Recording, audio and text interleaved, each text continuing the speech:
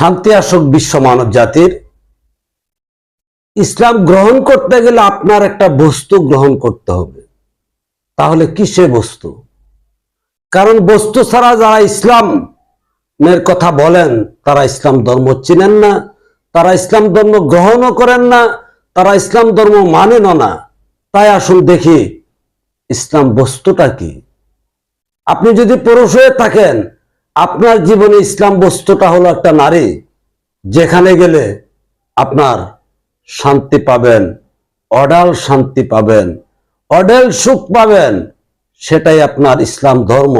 আপনি যদি নারী হয়ে থাকেন, আপনার জন্য একটা পুরুষ ইসলাম। যে পুরুষ আপনাকে জন্ম দিয়েছেন সেই পুরুষই আপনাকে শান্তি দিবেন। তাই আপনার জন্য পুরুষ ইসলাম। এই ইসলাম ধর্ম অনাদিকাল নবী রাসূলের কোরআনের।